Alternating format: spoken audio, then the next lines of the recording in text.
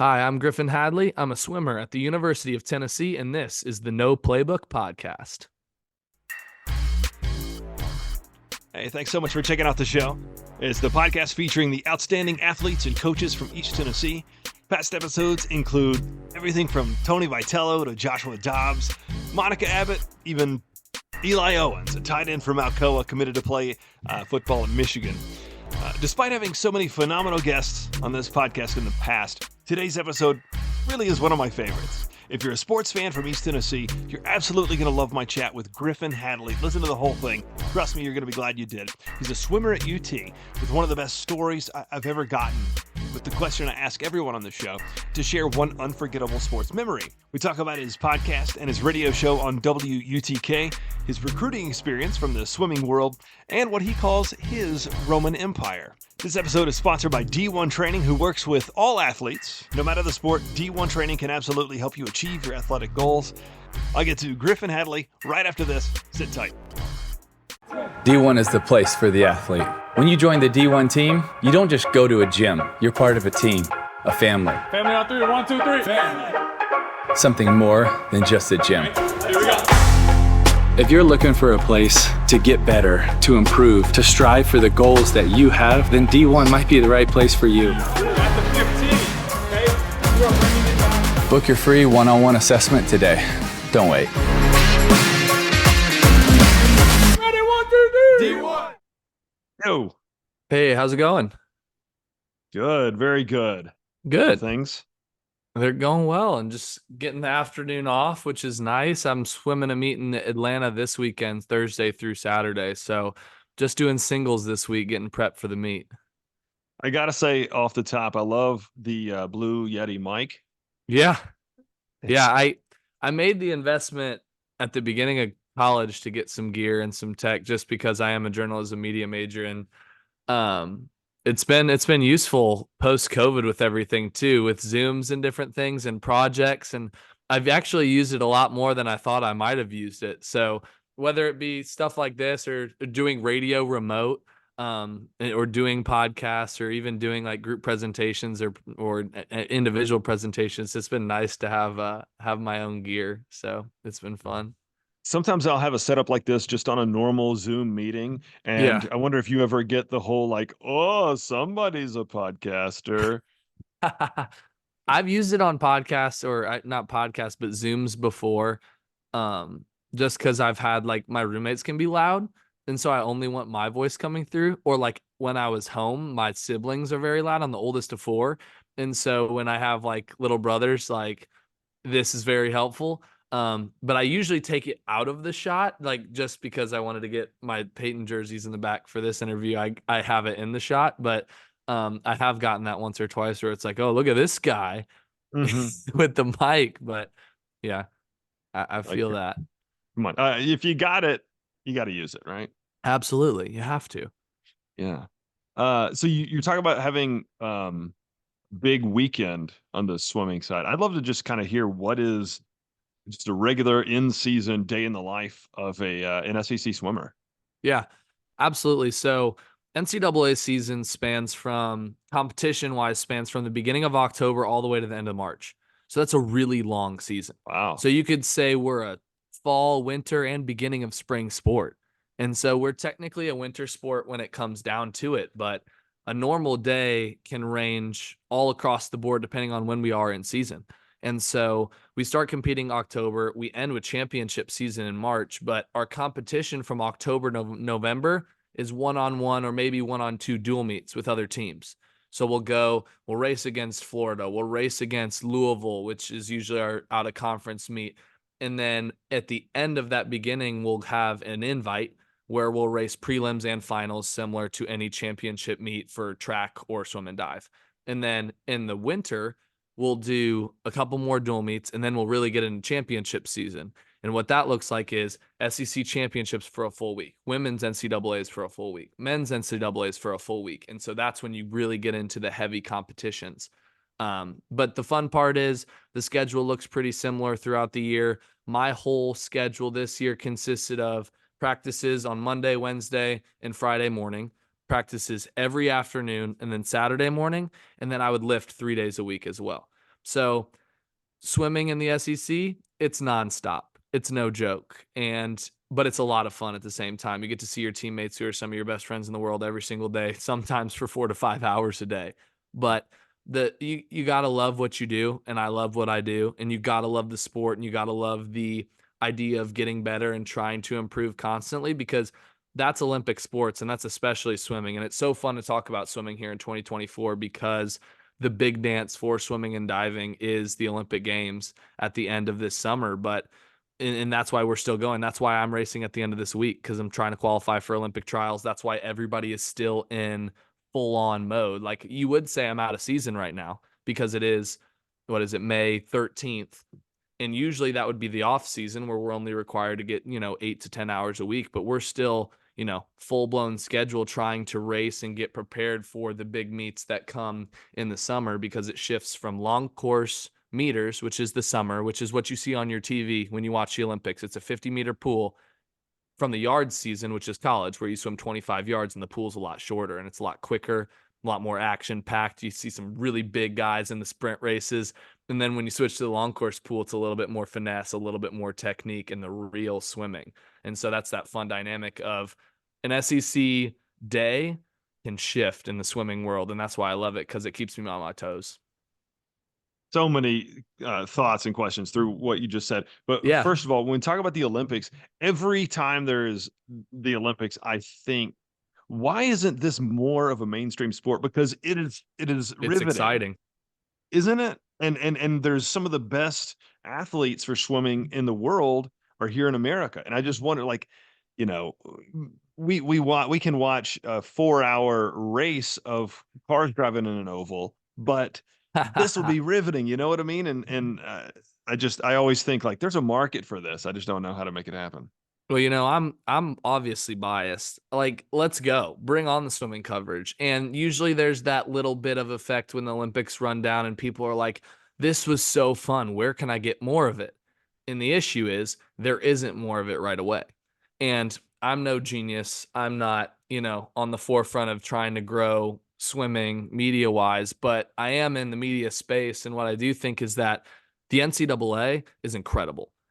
It is so deep. It is so fast. And if the NCAA was marketed better and easier to digest, that's where swimming could grow. Because you said it yourself, some of the best swimmers in the world that we'll see at the Olympic Games in Paris, they're in the NCAA.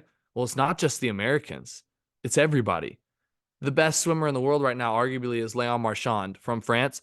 He just led Arizona State to their first NCAA title. Over half of the winners at NCAAs were internationals. It's not just the Americans, it's everybody. The best in the world from ages 18 to even 24, because some of these international guys come over later, they're all in the NCAA. And so outside of the Olympic Games, World Championships, NCAAs is like the third or the second fastest meet in the world. And so there's definitely, I agree with you, there's a market there. It's really fun to watch. It's really fun to be a part of. And I hope after this Olympic cycle, there's been some really good stuff on social media about swim and dive. Shout out to Kyle Sockwell, who's a former Arizona State swimmer. He's all over YouTube, Twitter, and Instagram trying to grow the sport. I think that swimming has the potential to be, to grow. And I think people are going to watch this summer. It's going to be fireworks. It's going to be electric. But like I said, I think there's meets to pay attention to. People just don't know how to pay attention to them. Is it like SEC Network or is it SEC Plus? So SEC's was on, ESPN, like SEC Network Plus, as was ACC's and Big 12s. But then swimming and diving was actually on ESPN Plus live. So you had to have that subscription if you wanted to watch. And that obviously puts a wrinkle in it when people aren't going to go the extra mile if you're a casual sports fan to go watch swim and dive, especially when it's happening the same time as March Madness. So when you're battling with the, more attractive sports that are a little bit more fun of a watch and just, ingrained in our society, that's going to be a little trickier as well. Yeah, I did fall, I don't want to say victim to, but obviously scheduling has such a big part Absolutely. as a lead in. Well, after the Vols played on, I think it was Saturday, when the game went off, the SEC Network went to big track meet. Mm-hmm. And I stayed for hours. I didn't expect to. I probably have never really watched a track meet, on a Saturday. Yeah. But just for whatever reason, like right when it led into it, it immediately was something exciting, and I stuck around for a while. Well, that's what that's what, that's what swimming needs a little bit more of. Cause I remember the first time I started watching swimming, I started swimming year round when I was 11. So early, but not the earliest. Some of my teammates started, 6, 7, 8 years old. But I remember when I just stumbled across the SEC swimming championships on like ESPNU, or I stumbled across world championships in the summer because every couple of years swimming has the world championships across the world, and all the best swimmers from all their respective countries go and represent similar style to the Olympics. And I remember stumbling across that and being like this is sweet. Like, and then, you're trapped for a couple hours. So I totally get it. And I wish it was, like I said before, just marketed a little better to where if people love watching racing, which that's swimming, that's track, like if people love watching racing and just people, put it out on the line, then I mean, there's some kind of audience for it. Yeah. You mentioned earlier about getting a lift in. Hmm. I Yeah. want to point out my just intense appreciation for the athletes that swim, because I probably lift 4, sometimes 5 times a week, but every now and then I get a little cheeky and I think I'm gonna go swim a couple laps at the gym, and 2 laps in, I'm like you'd think I was a 30-year smoker, just hacking up a lung, and it's just it's a cardio level that I can't get. What is Yeah. the conditioning like for you guys? Well, swimming is conditioning. You said it. It's every practice, every workout, you are building your aerobic base, and you're also, some practices might be building your fast twitch and your ability to be sharp and be elite and be fast at the beginning of races, especially in the college season, because like I said, that difference between the two different sizes of pools in the college season, you got to be good because you're resetting every, 11, 12, 13 seconds with a turn. And so to answer your question, lifting's super important for us, and our sprinters are doing full-on lifts 3 times a week, usually squat beginning of the week, hang clean middle of the week, and then deadlift at the end of the week, and then a ton of things mixed in for injury prevention, conditioning, just well-rounded muscle groups. Our strength coach is Greg Adamson, and he does the best job. He's the best in the business. A huge shout out to Greg, one of my favorite coaches on staff. He cares about you as an athlete, cares about you as a person, and what I love, and I know you're probably going to ask me about recruiting. What I loved about him was in the recruiting process, he talked about that he wants to translate what we're doing on land to the pool. And that was so important for me because I came from a club that did that on land. And so I think what we do in the water, it's conditioning all the time. It's building up your aerobic base. It's building your fast twitch. It's mixing your anaerobic and your aerobic systems and making sure your energy groups are on the same spot so that depending on your race, well, we have sprint group, we have mid distance group, and we have distance group. Everybody's going to do something different. I swim middle distance, so I get a good little mix of everything where I do a conditioning circuit at the beginning of the week for my lift. So like 30 minutes, 30 minutes of 45 seconds on, 15 seconds off of like, squat, clean, Russian twist, GH sit-ups, like 15 exercises, do it twice, and just, keep building fitness conditioning. And then I'll do my 2 lifts as well. So get my squat in, get my clean in. And so everybody's got a different plan. That's why Greg does such a good job. He's the best in the business, but it's a fun dynamic. And trust me, when you get sore, getting in the pool the next day is not easy. And we emphasize breathing, and we emphasize what one of my coaches calls air hunger all the time, because it's not like, it's not like running or anything else where you have all the oxygen you want. Your head's in the water, you're face down, and you have to learn how to exhale and inhale extremely efficiently. And so we talk about breathing daily in our sport. And I think that's one of the really good things my coaching staff does is they emphasize the little things and anything that could give you a competitive advantage. And I think the whole athletic department does a great job with that here at Tennessee. But my coaching staff specifically talks about all the little things that could give a competitive advantage. And one of those things is training your ability to withstand air hunger and keeping your face in the water longer, working on your exhale and things like that. Just this morning in my practice, we did a couple 25s where it was 15 underwater, and it was a chill 15 underwater, and then 10 meters above the water. And then it was a 25 no breath on a quick interval right into a 50 drill swim. And that's just training your system, training your mind to get comfortable being uncomfortable. Now, you mentioned the recruiting aspect. Hmm. Do you have any cool like stories, or was it like an aha moment when you met with the Tennessee staff? Well, I love Tennessee, and I didn't just love Tennessee because swimming. I was I was different as a junior in high school where I kind of knew what I wanted to do, and I was looking at media, journalism, television, sports broadcasting programs in the South where I could cover some amazing sports or be around amazing sports. And what better place in the University of Tennessee? And so when I came on my trip, I got recruited. It was the first year swimming switched the rules so you could be recruited after your sophomore year of high school. So I was taking recruiting calls the summer before my junior year. So pretty early to make pretty much the biggest decision in your life you had made up to that point, right? And so when I was in that summer, I was going through the process. I wasn't really fired up about staying in state. I wasn't fired up about going to the Big Ten because I'm originally from Indianapolis, Indiana, and I love East Tennessee. But it really came down to just the team, the coaching staff, but also the academic program that I could get myself into. And it helped that Peyton was on the field and I got to take a picture with him on my recruiting visit because being from Indianapolis, Peyton is the man. Vols quarterback, Colts quarterback, sign me up.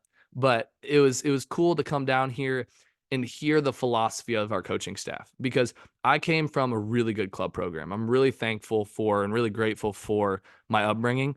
Coming from Carmel Swim Club, which is a top 5 club in the country. They've won junior nationals the last 4 or 5 times around. Really good. I mean, put 2 Olympians on the team in 2021. 2 guys that I swam in high school with made the Olympic team in 2021. So I've swam with some studs in high school. And so the fact that Tennessee invested in me and really showcased the high level of training, the high level of swimming thought processes and things like that, that was really an attractive destination for me. And then also they're letting me spread my wings in my major as well, being able to start my career as a student media broadcaster while also swimming and trying to get that balance of being in the athletic department and then also covering the athletic department as a member of the student media, which is so fun. And they, put that all in front of me on my recruiting trip. And I was like, this sounds pretty cool. And then I also love Knoxville, love being here. So it was kind of just the perfect balance for me. I love what Benny's been able to do at the radio station. When Absolutely. so I was my major, I was the last class that graduated with a broadcasting major. Okay. So it was like the next semester they changed it to what it is now. Mhm. And so I got a lot of work with WUTK, Yeah. uh, but at the time I'm not exaggerating, like they would be like, okay, you do this shift. Okay, great. What's my, is there a programming schedule? Is there something you want me? There's like, this No. is this is your chance to learn and do what you want. And I would bring in, I mean, you're not supposed to do this. I didn't even know at the time. Nobody's telling. I would literally bring in my wallet of CDs and I would Wow. DJ a 3-hour show, like 6 to 9 a.m. playing what I wanted and talking about what I wanted to talk about. And uh nobody ever pointed out like, no, we should be doing this or this. But I got a lot of airtime on that station, That's and that really awesome. helped lead me into more stuff in radio. But it's so cool, and I know the station now is just so well managed. So Yeah, I man. love seeing what you're doing. And like Rock Solid Sports, talk a little bit about that show you're doing. I'd love to talk about it, and I love Rock Solid, and shout out to Benny, man, the general manager of WTK 90.3 The Rock. I know this is an East Tennessee podcast, so if you need your fix on Tennessee sports and you want to help out student media, from 7 to 8 on Monday, Wednesdays, and Fridays, we're doing a live sports show on 90.3 The Rock, and I'm your Friday host, so I'm a student athlete, but also a radio host, and that's a lot of fun. I get to run my own sports talk show. I get to choose what we talk about each and every week. Just 2 weeks ago, I had a tennis interview with 2 of my friends from the athletic department that just made the Elite Eight, which is so cool. And then last week, I got to interview one of my teammates that won SECs in the 150 freestyle. So Rock Solid is a great opportunity. It's a great opportunity for students to get accustomed to radio equipment and the flow of it. And Benny and the outgoing sports director actually just asked me to be the incoming sports director for next year. So I'm going to be the sports director of Rock Solid and WTK next year. So I'll be kind of running things and being your, point man for that, as far as beat reporting for all the games, running the live shows, and just being that point of contact. So I'm excited to be in a leadership position. I think that'll help me as far as my major and future jobs go. I mean, it's going to be a lot of fun. So WTK is the best. I can't give Benny enough praise for what he does down there and the way he really wants to help students. And we have a great squad as well, with lots of different analysts and people who have different strengths. And I love being able to tie it together, because I do have relationships with all kinds of friends who are studs with all different kinds of teams. And then also I kind of have my experience as a journalist and as someone who can, put a headset on, sit down in front of a mic and talk sports for an hour. So that's the best part, is I love doing that once a week and sitting down and just, chopping it up, talking sports and breaking it down. And I love that angle, being able to have somebody that is actually in the athletic department right now talking about that, just because there are questions that you may know to ask that another reporter might not even think of. Absolutely. That's what I love about it, is I think I can relate really well. And University of Tennessee, the journalism department, is doing a special trip this year where they're sending 9 students to the Paralympic Games at the end of this summer. And I got lucky enough to where I applied for the trip and they chose me to go. And I'm really excited to be able to sit down with these Paralympians, especially the swimmers, and be like, I get it. I get the grind. I get what you're doing. And you take it a step above and beyond, being an adaptive athlete and being so elite. Can you talk to me about that? And I can't wait to, be an in for my program, because we're going to be covering the Paralympics for USA Today Sports. That's the partnership we have through UT. And they're not sending anybody. They're just sending us. So I can't wait to go be credentialed at the Paralympic Games and really use my ability to tell stories about these people, but also have the mindset and have the, experience to be like, I know what it's like to be an elite athlete. Like, tell me about what it's like for you, and hopefully build that rapport with those athletes and just learn. And that's what I love doing. When I do interviews on air, I love learning about the way those athletes tick, because they understand that I get where they're coming from and it's completely different. And that's the best part. I'll tell you, one of the most interesting podcast episodes I've done, I think, was I had Maureen Beck. She goes by Mo Beck, two-time world champion in rock climbing.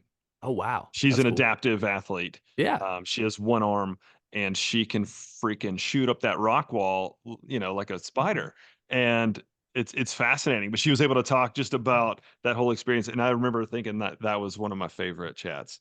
Yeah, that's so cool. No, they're so impressive. I went, another reason why I just love UT is I've gotten to do so much in the past several years. And one of the things I got to do was go to the Philippines last summer with the Vol Leaders Academy. And they took athletes from all different sports. We did a leadership academy and a leadership development program for a full year. And then we went to the Philippines and used our leadership skills. And boy, did the people of the Philippines teach us so much. I mean, we taught them a little bit about sports, but they taught us so much. And one of the things we got to do is work with adaptive athletes. I got to go with the School of the Blind. I got to go to the School of the Deaf. And we worked with a para dragon boat racing team that's similar to rowing in the States. And I'm from Indianapolis, as I said. Just last night, one of the guys I met in the Philippines, who's an adaptive rower who competes all over the world, texted me in a Indiana Pacers hat and was like, "Go Pacers. Like, great to see you. Maybe I'll see you in Paris." And it's so cool that these adaptive athletes are just, doing their thing, and they're just so joyous about what they're doing. So, it like you said, it's such, those conversations are the best. And it's so cool to hear the perspective from those athletes. This isn't going to be a good story because I forgot the guy's name, but Daniel Tosh just started a podcast not long ago. And he doesn't interview celebrities. That's like, he makes it a point, like, I just do friends of mine, basically. But he's hilarious. But he had a guy on recently. I know the guy's from Johnson City, Tennessee, but he is a world champion sprinter. And I forgot the guy's name, but it was a great episode. The guy was fascinating. And that's a lame story. I'll cut this out. But if you could find it, it's so cool. The guy talking about the difference in he has no legs, but he has the like whatever the springs. So, but there was a change in the rules, and based on the change in the rules, he had to change the kind of adaptive equipment he uses. So, Mhm. like that made it more challenging on him. So, just some of those challenges are things that we may have never considered. Yeah, no, absolutely. I met a guy in the Philippines. We got to actually go to his prosthetic lab. And so he tried to be a Paralympian in swimming. And so he loved the swimmers. And then he got really close. He got within a couple seconds. And then he took it upon himself. He's the captain of the adaptive dragon boat team. He's so jacked. He can he can row with the best of them. But then he also works through a university to develop prosthetics and help adaptive athletes at this university. And he brought us into his lab, and he came to our hotel one morning and we swam with him in the hotel pool, and the experiences and the perspective that adaptive athletes have. It's just, I'm excited that I get to go and tell those stories because I think it's a news hole. And I think it's a news Mhm. hole in our space as, sports media practitioners, if you will, journalists. And I think that's what I'm excited about is I think adaptive athletes, they have great stories to tell. They just need to be told. Yeah.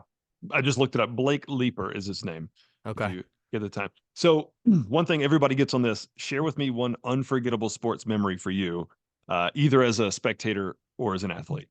Oh man, that's a great question. That's such a good question. And when I saw that question, I was thinking a couple things came to mind. Obviously, the Tennessee Alabama game last year was unbelievable when I was a student. I guess that's 2 years ago now. I'm looking, we have a picture of it in my room. We have like one of those canvases of Mhm. the field painted orange with all the people. Um, and the coolest part was when I went down on the field, I found some of my Vol leaders teammates, if you will. So Drew Beam, Tennessee baseball pitcher, he was in my Vol leaders class for leadership, and I went and found him on the field and we took a picture. Caleb Webb, who's current wide receiver, total dog, he picked me up on the field and he was like, Griff, let's go. And so that was such a cool moment in my mind just because I got to share it with some of these athletes from different teams. But the number one moment for me that comes to mind is in 2021 when I qualified for the U.S. Olympic trials in swimming, and I did it by myself. And the coolest part was this time 3 years ago, literally to the week. And that's why I thought of this story.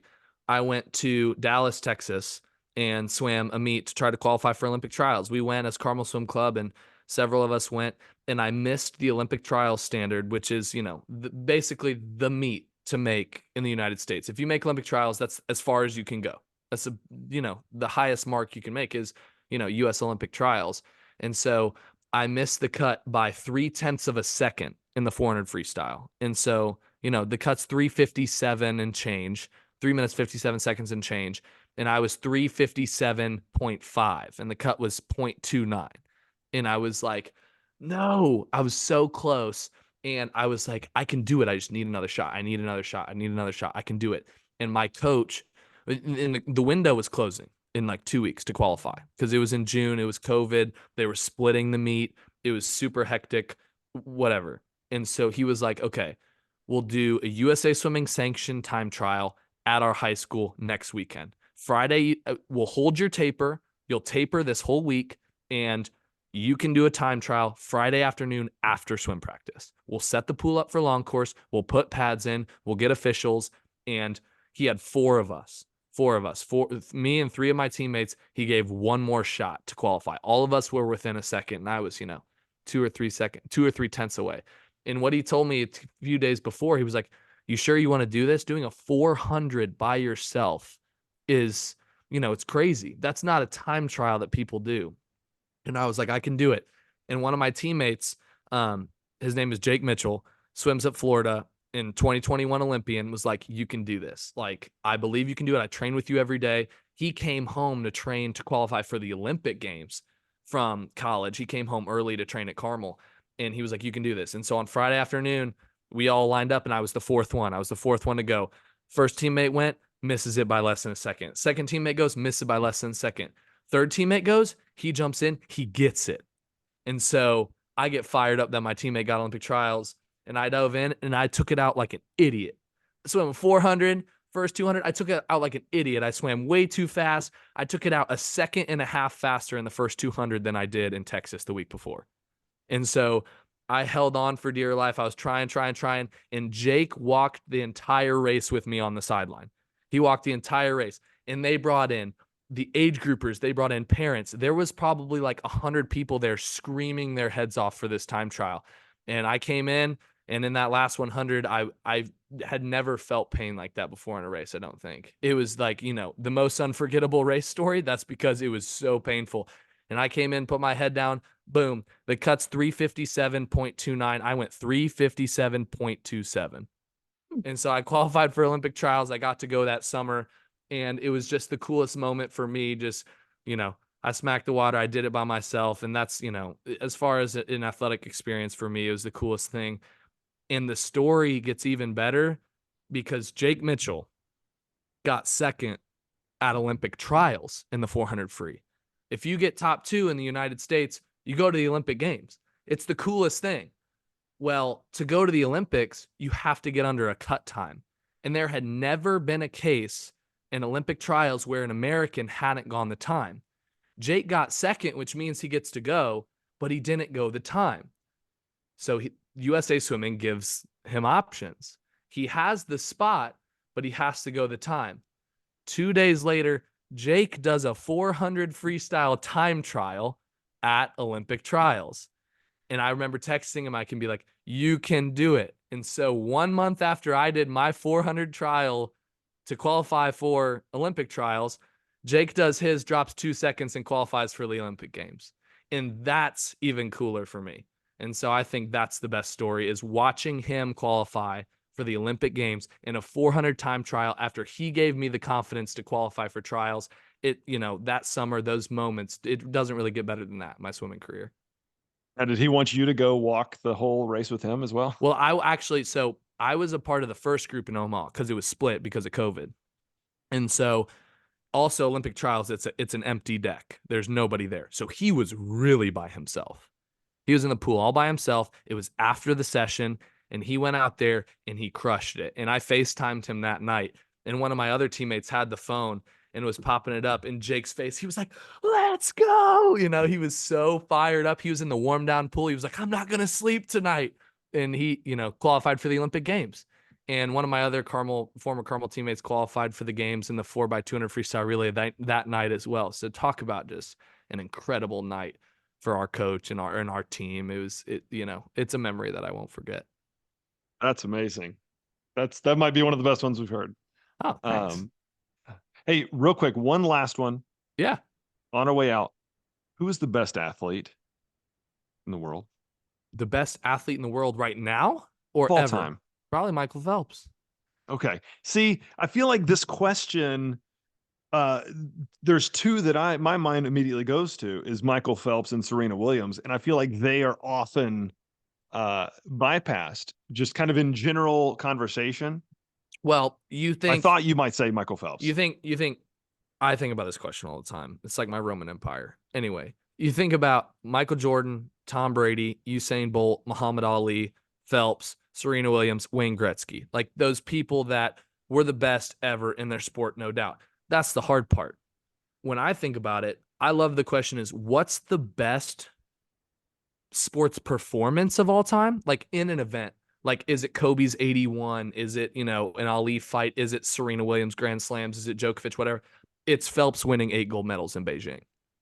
That feat that he did, going undefeated at an Olympics, swimming 20 races in 8 days or whatever it was, that's insane. And so that's what I like. Back it up on the fact that he won 8 gold medals. He was the best in the world in that many things. He set world records while he was there.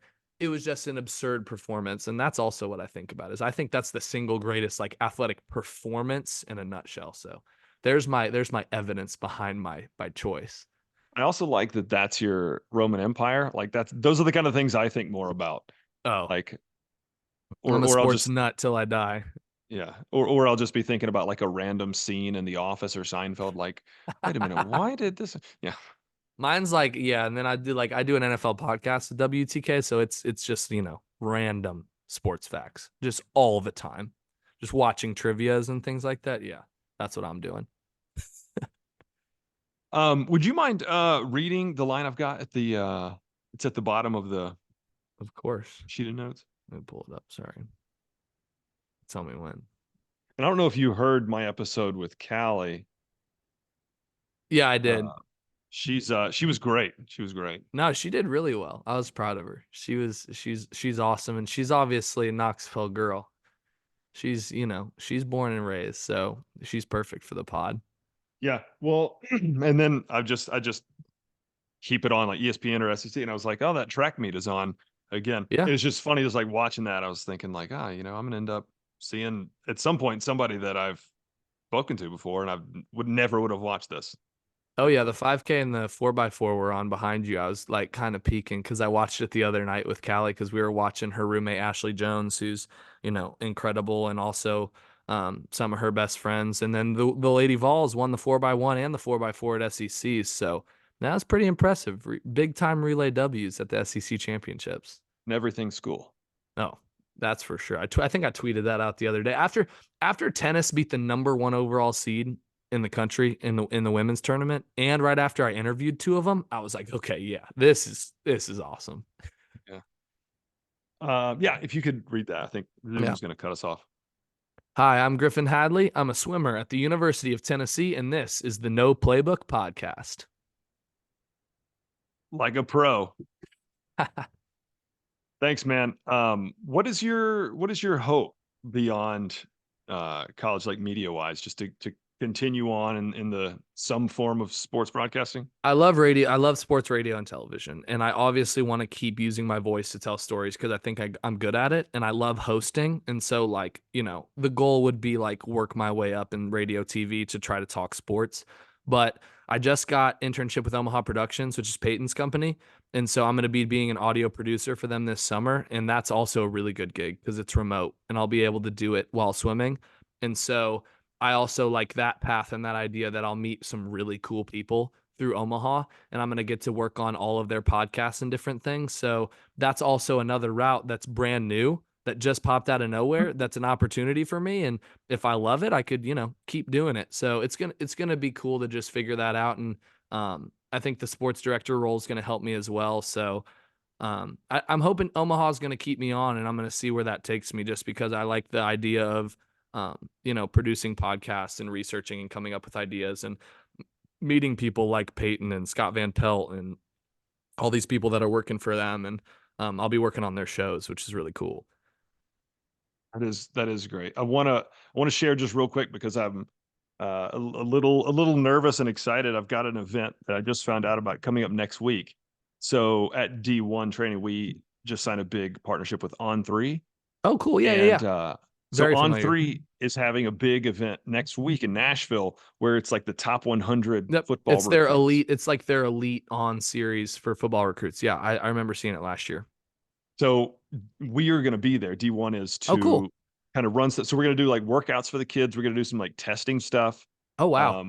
And I'm doing like a pull out for the parents to talk about NIL. Yeah. And the importance of that. But they have a whole day where they've got like a media row.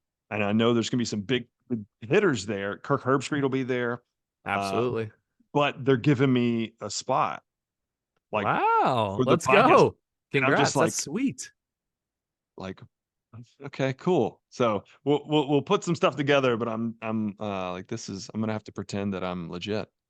Hey, what I try to say is, like, when I'm talking about a sport that I might not have the most background in, it's just, you talk about what you know and give everything that you have about that, and that's all you can give. So that sounds like a super cool opportunity, and you'll probably meet some cool people along the way. So have a blast in Nashville. I saw pictures from that event last year, and it looked really, really cool. In the NIL space, it's it's not in swimming and diving. I can't say I'm making a whole lot of cash from NIL, but I do know that it's growing, and just being in sports media, it's legit. It's super legit. Well, actually, speaking to that, before Zoom kicks us off, I am so I'm about to start doing what I do for D1. I'm also going to start doing it for a local facility, Fort Sanders Fitness Complex. Mm-hmm. They've got a Olympic sized pool or whatever, and cool. they want to start kind of promoting that they have swim instructions. And I think they've got some legit instructors there. Mm-hmm. And actually, I was talking with them last week, and I was presenting, like, they were talking about, you can do NIL events here, like you did something with Dalton Connect, and I'm going, yeah, that's cool and all, but you guys have a great tennis facility. You've got a great pool. I think there's a market for you to tap into the swimmers at UT, tennis players at UT that don't have that many opportunities. They would probably jump at the opportunity to do something like this. Men's tennis has the back-to-back SEC Player of the Year in Johannes Monday, and Jordan Crooks is the second fastest man on the planet and back-to-back SEC champion in 50 free.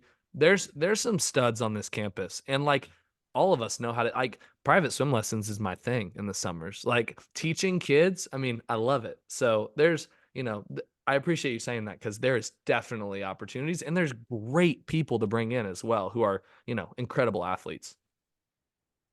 Absolutely. All right, man. Griffin, thank you so much, buddy. Have a Yeah. good one. Of course, you too. Appreciate you. You did.